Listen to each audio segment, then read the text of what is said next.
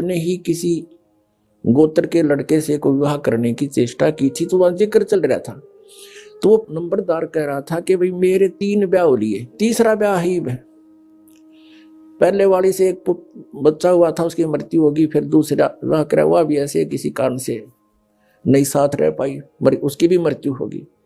और तीसरा ही करवाया है 10 वर्ष तक। तो तीनों बार पंडित ने अंबाण भाई तो सुरवम बना दिए थे, काश्यप गोत्रा काश्यप गोत्री, आप ना याद होता आप भी दान कर लियो, ऐसा वो कह रहा था।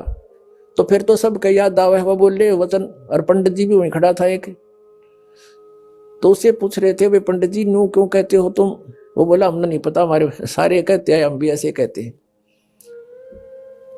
तो यहां परमात्मा ने बताया है, गरीबदास साहिब जी ने कहा है कि काश्यप गोत्रा काश्यप गोत्री, पंडित शाखा लाया, कोई तत्वेता ज्ञान नहीं जाने, बाण ब्याह घर लाया।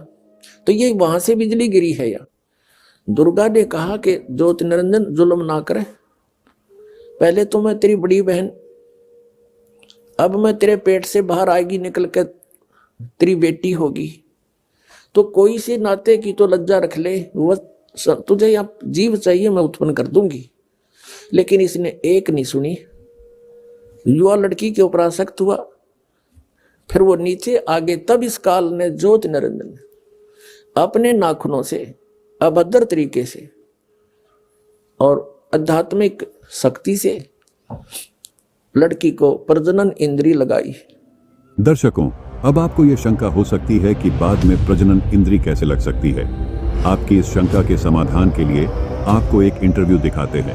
दर्शकों, अभी आपको एक ऐसा अनुभव सुनाते हैं जो दुनिया में आपको कहीं और बड़ी मुश्किल से सुनने को मिले, क्योंकि ये आपबीती एक ऐसे पिता की है जिसकी इकलौती संतान ने किन्नर के रूप में जन्म लिया। अपने बच्चे के भविष्य को लेकर और उसकी जिंदगी में आने वाली अपार पीड़ाओं का आभास इस पिता को अंदर से झकझोर रहा था। लेकिन कहते हैं कि असंभव को संभव कर दे, उसे ही तो भगवान कहते हैं, उसे ही सर्वशक्तिमान कहते हैं। और इनके भगवान थे संत रामपाल जी महाराज, जिन्होंने एक किन्नर बच्ची को साधारण स्वस्थ करके समाज में सम्मान से जीने का अधिकार दिया। सुनिए इनकी आप बीती। नमस्कार सर। नमस्कार सर। क्या नाम है जी आपका? बैजनाथ दास। कहाँ से आए हैं आप? हम एमपी के रहने वाले हैं, जिला श्योपुर, तहसील विजयपुर, ग्राम उपचा। सर, संत रामपाल जी महाराज से आपने नाम दीक्षा कब ली? 21/9/2018 को। सर, संत रामपाल जी महाराज की शरण में आने से पहले आप क्या भक्ति साधनाएं करते थे? ब्रह्मा विष्णु महेश हनुमान जी सभी की करते थे, देवी देवताओं की, जैसे भैरव है, दांगी, अपने वहाँ और भी देवताएं, उन सभी की भक्ति करते थे हम। सर, जो आप देवी देवताओं की भक्ति करते थे, इन सब से क्या आपको कोई लाभ भी मिले? नहीं सर, कोई लाभ प्राप्त नहीं हुआ हमें। हम भक्ति करते थे तो जैसे पहले से भक्ति करते आए तो हम भी करते रहे ऐसे ही, हमें कोई लाभ प्राप्त नहीं हुआ। तो सर, जैसा कि आपने बताया कि आपको भी 5 ही दिन हुए हैं संत रामपाल जी महाराज से जुड़े हुए, तो क्या आपको संत रामपाल जी महाराज से जुड़ने के बाद कोई अनुभव भी हुआ है? 21/9/2018 को हमने नामदान लिया था परमात्मा संत रामपाल जी महाराज से, और हमारे साथ में एक हमारी भाई की छोटी बच्ची है, उसके साथ में चमत्कार हुआ था। उसके जब हमने प्रण कर लिया था कि हम परमात्मा संत रामपाल जी महाराज से नामदान लेंगे, बच्ची हमारी जी आंगन में खेल रही थी, तो हमारी दादी और मम्मी की नज़र बच्ची पे पड़ी, जब कपड़े नहीं पहन रही थी बच्ची, तो उनको पता चला कि इस बच्ची में तो कमी है, और हमें आज तक बिल्कुल पता भी नहीं चला कि हमारी बच्ची ऐसी है। आपकी जो दादी थी और बच्ची की जो मम्मी थी, उन्होंने बच्ची को देखा, तो ऐसी क्या कमी दिखी बच्ची में कि उन्हें पता चला कि बच्ची में कमी है? हाँ सर, उस बच्ची के गुप्तांग नहीं थे, जो उसे हम जननांग बोलते हैं, वो नहीं थे। केवल जो पेशाब की रास्ता होती है वो रास्ता थी मात्र, और सब पे बिल्कुल जैसे पट्टी जैसी थी बिल्कुल। और हमने दूसरे दिन ही उस बच्ची को दिखाने डॉक्टर को ले गए हम, तो डॉक्टर से परामर्श किया तो डॉक्टर बोले कि अभी बच्ची छोटी है, तो बच्ची को 7 साल की होने दो, 7 साल बाद जैसे हम अल्ट्रासाउंड लेके तो यह पता चलेगा कि बच्ची का ऑपरेशन हो भी सकता है या नहीं। तो जैसे बच्ची इतना हमें जानकारी मिली तो हम घर पे वापस आए, तो घर पे वापस आकर के सभी घर वाले हम परेशान हुए कि इस बच्ची के क्या हुआ, कैसे क्या, माने बहुत दुखी हुए सभी। तो हमारे मम्मी पापा, दादा दादी और चाचा चाची तो परमात्मा संत रामपाल जी महाराज से 2013-14 से जुड़े हुए थे। तो मम्मी ने परमात्मा से अरदास लगाई कि हे परमात्मा, संत रामपाल जी महाराज, हम तुमसे जुड़े हुए हैं, तो हमसे माने जैसे जगत के लोग पहले से भी कहते हैं, और अब क्या कहेंगे कि आप कैसे गुरु से जुड़े हो और आपके घर में ये क्या हो रहा है। तो बहुत दुखी हो रही थी मम्मी। तो उन्होंने परमात्मा से कहा, संत रामपाल जी महाराज से, कि हे प्रभु, आप ही जाने, इस बच्ची को आप ही ठीक कर सकते हैं, अन्यथा कोई कर नहीं सकता है। तो बहुत दुखी होकर रो के मम्मी ने बोला। तो परमात्मा ने जैसे 20 दिन नहीं हुए तो ऐसा चमत्कार कर दिखलाया कि मम्मी और जो बहू है हमारी, तो बच्ची को गोद में लेकर के दूध पिला रही थी। तो उस समय ऐसी आवाज़ आई जैसे कपड़ा फाड़ते हैं हम, जैसी आवाज़ आई तो मम्मी ने बोला कि ये आवाज़ किसकी आई है। तो बोला कि जैसे कि मम्मी गैस पास हुई होगी। तो ऐसा ध्यान नहीं दिया। फिर बाद में मम्मी ने देखा बच्ची को, तो बच्ची को देखा तो बिल्कुल बच्ची बिल्कुल सही जैसी की तैसी, और नॉर्मल बच्चियां होती हैं वैसे परमात्मा ने बिल्कुल बच्ची को वैसे ही बना दिया। बिल्कुल चमत्कार ऐसा दिखाया परमात्मा से, हम सभी घर वाले ऐसे चकित रह गए कि सिवाय परमात्मा संत रामपाल जी महाराज के अलावा ऐसा कोई चमत्कार कर ही नहीं सकता। तो बिल्कुल हमें इतनी खुशी हुई, परमात्मा की ऐसी रजा हुई। तो मैं संत रामपाल जी महाराज से पहले नाम दीक्षा नहीं लेना चाहता था, और न मेरा भाई लेना चाहता था। तो जैसे हमारी बच्ची के गुप्तांग नहीं थे, तो गुप्तांग जैसे परमात्मा ने जो चमत्कार किया, गुप्तांग जैसे कि तैसे नॉर्मल बच्ची की तरह जो गुप्तांग लगा दिए परमात्मा ने, तो वो चमत्कार देख के हमने भी प्रण कर लिया था कि हम भी परमात्मा संत रामपाल जी महाराज से नामोपदेश लेंगे।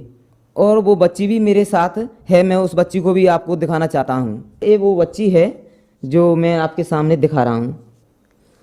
और इस बच्ची के पहले गुप्तांग नहीं थे, और संत रामपाल जी महाराज से जब मम्मी ने हमारी ने जो अर्जी लगाई थी परमात्मा से, तो इस बच्ची के बिल्कुल गुप्तांग जैसे नॉर्मल बच्चियों के होते हैं वैसे बिल्कुल गुप्तांग अब परमात्मा ने लगा दिए।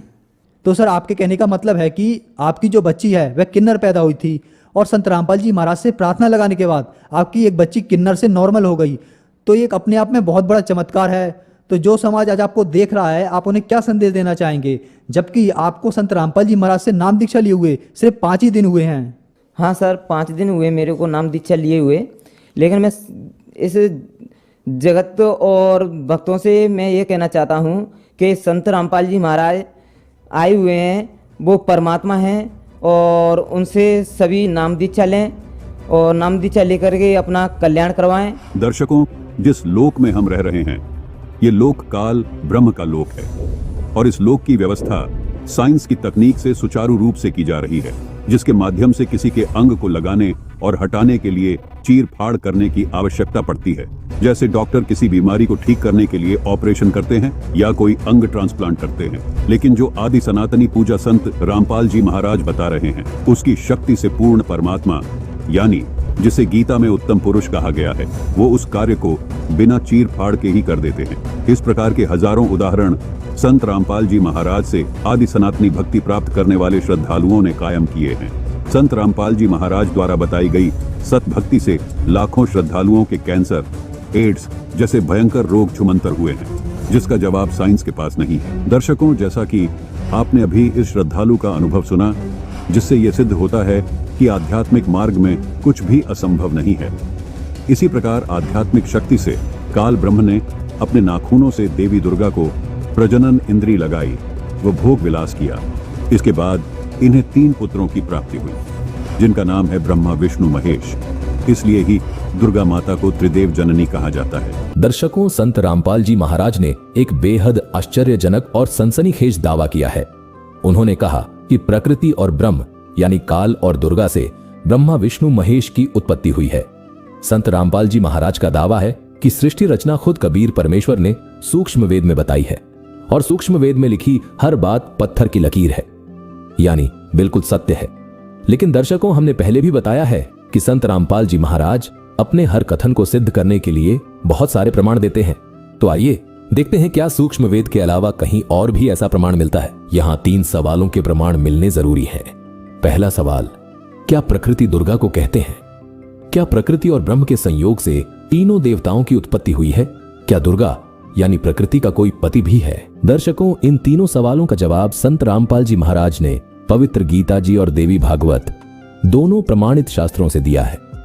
दर्शकों, गीता अनुवादकों के अनुसार तो प्रकृति पेड़ पौधों यानी नेचर को कहते हैं, जबकि संत रामपाल जी महाराज कहते हैं कि यहां जिस प्रकृति की बात हो रही है वो दुर्गा है, जिसको मूल प्रकृति भी कहते हैं।